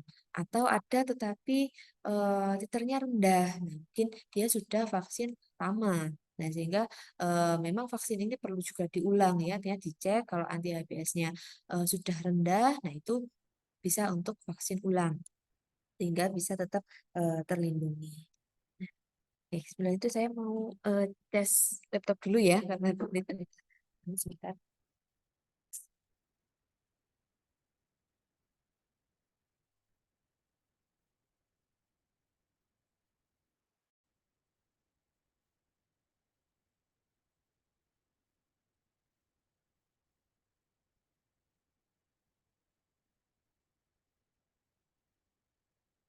Oke, sudah saya lanjutkan. Nah, ini untuk tadi mengambil keputusan apakah diberikan profilaksis hepatitis B atau tidak, atau pemberiannya bagaimana. Nah, itu setelah tadi pengecekan vaksin, sudah vaksin atau belum, kemudian atau kita cek HbSAg-nya positif atau negatif, kemudian apakah anti HbS-nya ada atau masih tinggi atau tidak. Ya, jadi kalau misalnya tadi yang pertama kita tanyakan sudah vaksin atau belum Bapak atau Ibu. Nah, tanya jawabannya dia belum vaksin. Nah, kalau misalnya dia belum vaksin, nah kita yang kedua adalah tes HbSAg-nya. Nah, kalau dia belum vaksin, kemudian HbSAg-nya positif, nah maka yang diberikan adalah 1 dosis HBIG, ya, atau ini obatnya untuk profilaksis hepatitis B. Dan langsung diberikan seri vaksinasi hepatitis B. Nah, di sini disebut seri karena memang tidak hanya 1 kali ya untuk vaksin hepatitis B, jadi diberikannya selama 3 kali, ya, 3 kali seri 1, 2, dan 3 yang selangnya setiap 1 bulan.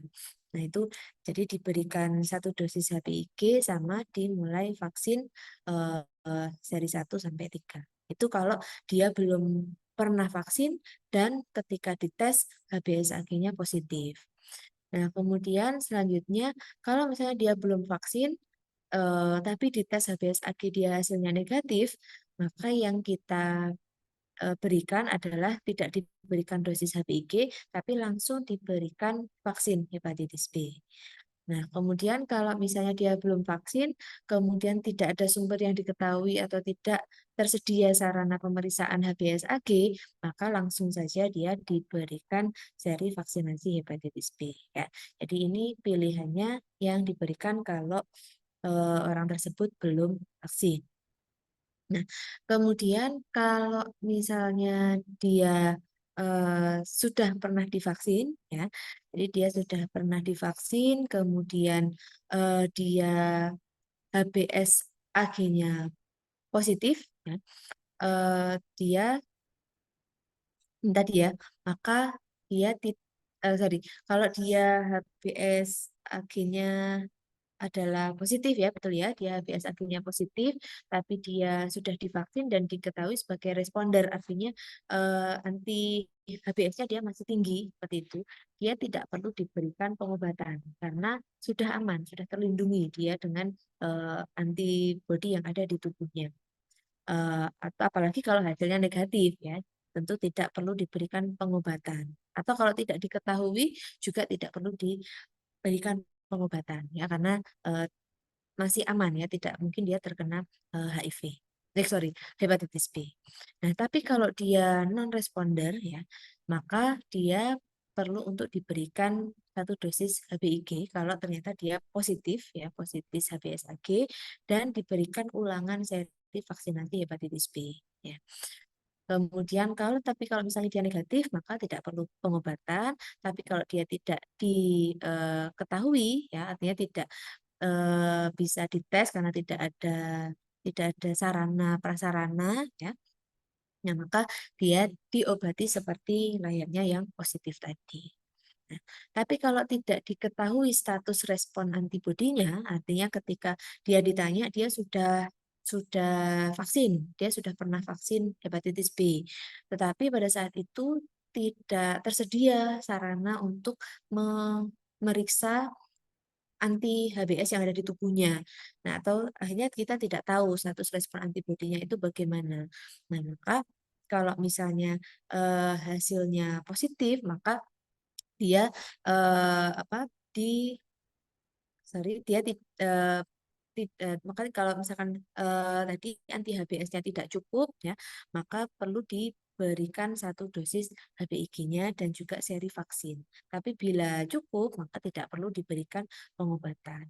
Nah, kemudian kalau negatif maka tidak perlu pengobatan. Kalau tidak diketahui maka kembali ke yang pertama, yang positif tadi.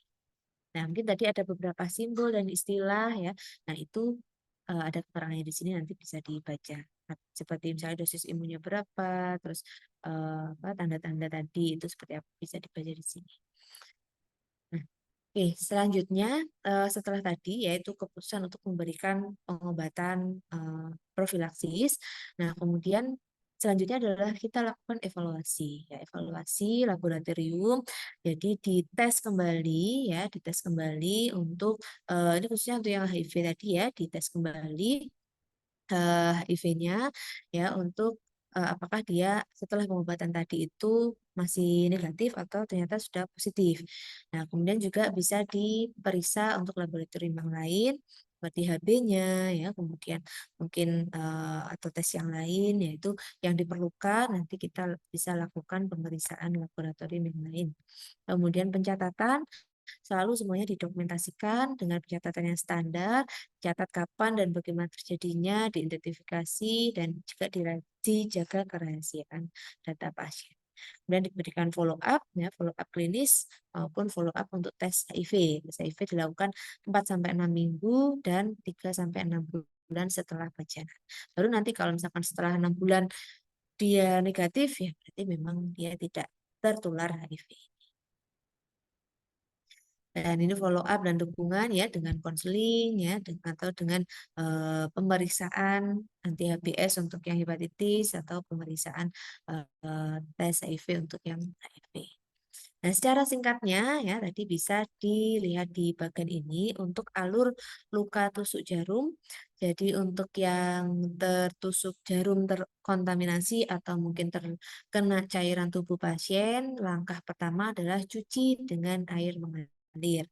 Setelah itu segera lapor ke atasan, buat laporan, kemudian diberikan perawatan ya. Perawatannya dengan salah satunya profilaksis ya, profilaksis baik HIV atau hepatitis B. Kemudian dengan tadi dilakukan juga pemeriksaan darah dan untuk tata laksananya bisa melihat sesuai di tabel di depan tadi. Oke, itu tadi untuk kuratif ya, kuratif. Saya ambil 2 contoh saja yang memang berbahaya ya, HIV dan hepatitis B. Tentunya untuk yang lainnya ya akan ada lagi ya yang berbeda sesuai dengan penyakitnya ya. Tapi untuk yang perlu diketahui yang 2 penyakit yang utama tadi. Kemudian yang terakhir ya tadi ada promotif, preventif, kemudian rehabilitatif ya yang terakhir di sini. Nah, itu kalau misalkan sudah mendapatkan yang kuratif ya, baru kita berikan rehabilitatif ya. Dan ini penyakitnya bisa macam-macam ya, tidak hanya HIV, hepatitis tadi, tapi mungkin juga yang akibat kecelakaan kerja, dia habis kecelakaan kemudian dia akhirnya fraktur, kemudian cacat misalnya. Nah, itu akan melalui rehabilitasi ini. Ya. Jadi untuk mengembalikan atau mempertahankan fungsi optimalnya. Jadi kalau bisa dikembalikan seperti dia normal sedia kala, tapi kalau misalnya tidak bisa dikembalikan, ya dipertahankan kondisinya, fungsinya yang paling optimal saat ini seperti apa dari kemandiriannya maupun peningkatan kualitas hidupnya. Nah, untuk salah satunya adalah rehabilitasi medik ya. Jadi pelayanan kesehatan untuk gangguan fungsi akibat kondisi sakit, penyakit, atau cedera melalui intervensi medik, keterampilan fisik, atau rehabilitatif yang lainnya. Tujuannya untuk mengatasi kondisi sakit ya melalui panduan intervensi medik dan lain-lain, kemudian mencegah komplikasi akibat tirah baring yang lama ya karena orang kalau habis koma misalnya habis tidak sadar atau mungkin dia kondisi sadar tapi harus bed rest selama 1 bulan misalnya, nah itu tentu akan terjadi penurunan fungsi yang kalau dia untuk kembali lagi ke fungsi awal perlu adanya proses rehabilitasi ini, kemudian memaksimalkan kemampuan fungsi dan mempertahankan kualitas hidupnya. Kemudian untuk tim rehabilitasi ini yang pertama adalah dokter spesialis kedokteran fisik dan rehabilitasi, kemudian perawat yang memang sudah ada kompetensi untuk rehabilitasi, kemudian dibantu juga oleh tenaga kesehatan yang lain, khususnya tenaga keterapian fisik. Ya, ini biasanya untuk fisioterapis ya yang membantu gerak mobilisasi seseorang, atau mungkin terapi wicara ya membantu dia berbicara ya, atau mungkin terapi yang lainnya.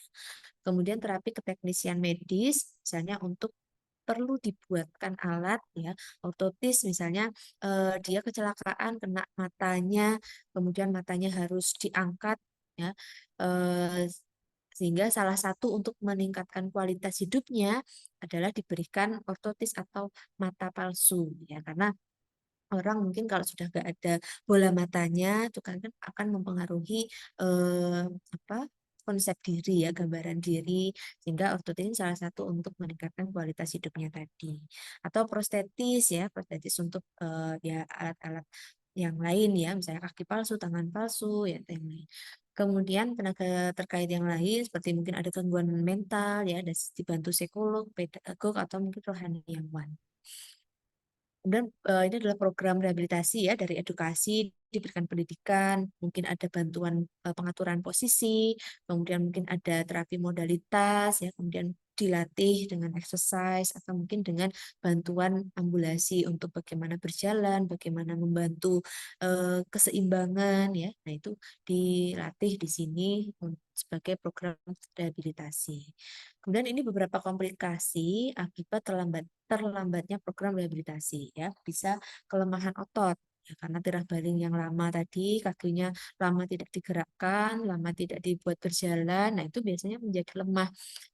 Dia sebenarnya normal tetapi kekuatan ototnya yang menjadi lemah, tidak bisa menjadi tumpuan tubuhnya, atau kontraktur sendi, sendinya menjadi kaku, atau ulcus decubitus nih yang paling sering ya kalau akibat tirah baring yang lama, sehingga muncul luka-luka di tubuhnya akibat ulcus decubitus ini, atau gangguan yang lain ya, bisa metabolik, mungkin kardiovaskuler, jantung, pulmoner ya, atau mungkin gangguan psikis.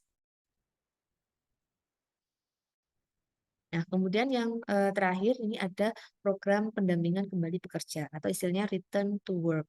Ya, ini adalah satu program ya yang dibuat untuk nanti melatih seseorang ini, didampingi agar dia bisa lagi kembali bekerja. Nah, ini biasanya diberikan pada SDM rumah sakit yang mengalami keterbatasan setelah sakit lebih dari 2 minggu ya, akibat KAK atau PAK ya, yang menyebabkan rehabilitasi ya, yang memerlukan rehabilitasi. Kemudian ini ya sejarahnya sebenarnya kalau di luar negeri itu sudah ada sejak 1949, tetapi di kita, nah ini baru ada tahun 2015. Nah ini masih baru, sangat baru ya, tetapi ya ini sebagai bentuk terobosan juga ya bagi negara kita untuk menerapkan program ini. Ya, mungkin ini saya percepat karena waktunya sudah mau habis ya, sudah mau maghrib. Nanti untuk detailnya bisa dibaca di slide-nya, saya rasa sudah jelas ya. Ini beberapa pelayanan untuk return to work.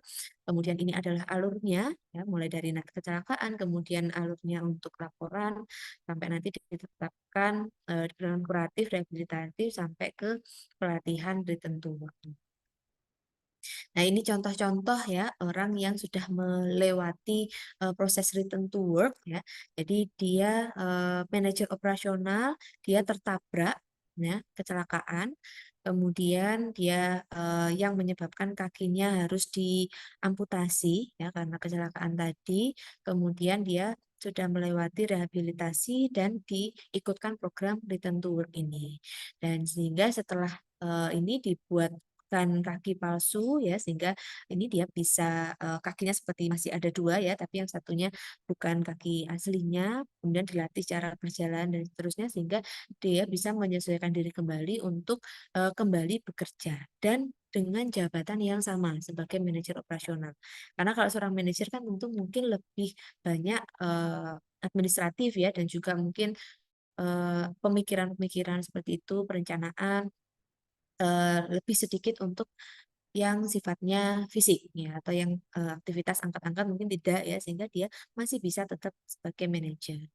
Atau ini ada contoh-contoh yang lain juga, ya bisa kembali bekerja tetapi dengan jabatan yang berbeda. Nah, itu juga bisa terjadi karena misalnya ini dia awalnya sebagai delivery, ya, tapi kemudian karena dia ganti kaki, ya, kemudian setelah return ini dia bisa kembali bekerja, tapi dia tidak mungkin lagi untuk di bagian delivery sehingga dipindahkan ke bagian maintenance yang mungkin kerja fisiknya lebih minim. Ya, dan seterusnya ini ada contoh-contoh yang lain juga yang sudah merasakan return to work ini dan efeknya.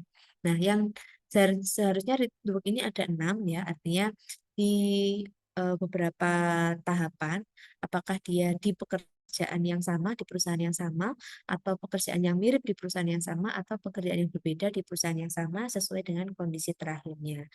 Tapi sebenarnya bisa juga di perusahaan yang berbeda, ya.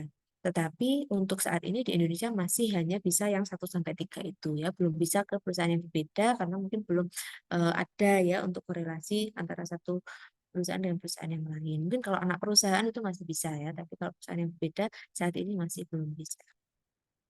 Nah, ini kalau secara keseluruhannya ya dari promotif, kemudian preventif, sampai kuratif, sampai rehabilitatif bisa secara singkatnya dipahami di bagian ini. Oke, dan ini unit layanan kesehatannya, ada unit layanan kesehatan di rumah sakit yang untuk melayani SDN rumah sakit yang terkena PAK atau KAK itu. Oke, mungkin itu untuk materi hari ini. Sebelum saya tutup, mungkin ada yang mau didiskusikan terlebih dahulu, mungkin belum paham atau ada yang mau ditanyakan, silakan.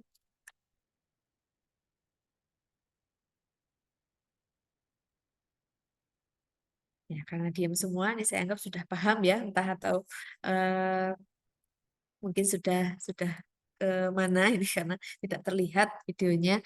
Ya, semoga bisa dipahami materi hari ini. Jadi karena waktunya juga sudah habis, saya cukupkan sekian. Saya akhiri. Assalamualaikum warahmatullahi wabarakatuh.